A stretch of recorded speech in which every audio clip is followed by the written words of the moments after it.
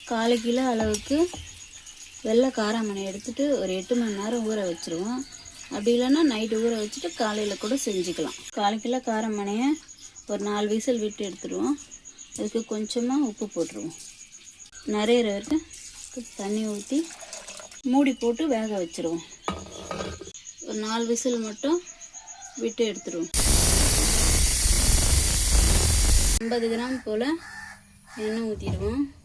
1/4 spoon அளவுக்கு கடுகு போட்டுப்போம். 4 வெந்தயம் போட்டுப்போம். 2 வெங்காயத்தை பொடியாக கட் பண்ணி வச்சுருக்கேன், அதையும் சேர்த்துருவோம். உள்ள ஒரு கொத்து கருவேப்பிலை சேர்த்துருவோம்.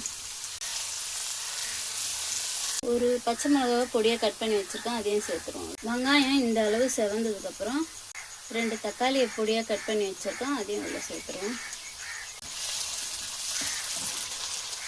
தக்காளி நல்லா வதங்கி வரதுக்கோசம் கொஞ்சமாக உப்பு போட்டுப்போம். தக்காளி நல்லா குழஞ்சி வர வரைக்கும் நல்லா வதக்கி விட்டுடுவோம் எண்ணெயிலேயே. தக்காளி இந்த அளவு வதங்கி வந்ததுக்கப்புறம் 2 டேபிள் ஸ்பூன் அளவு குழம்பு மிளகாத்தூள் எடுத்து வச்சுருக்கேன், இதை உள்ளே சேர்த்துருவோம். மிளகாத்தூள் கரிஞ்சிடாத இருக்க ஒரு 1/2 டம்ளர் மட்டும் தண்ணி விட்டு நல்லா இது எண்ணெய் பிரிஞ்சு வர வரைக்கும் மிளகாத்தூளோட பச்சை வாசனை போகிற வரைக்கும் நல்லா வதக்கி விட்டுடுவோம்.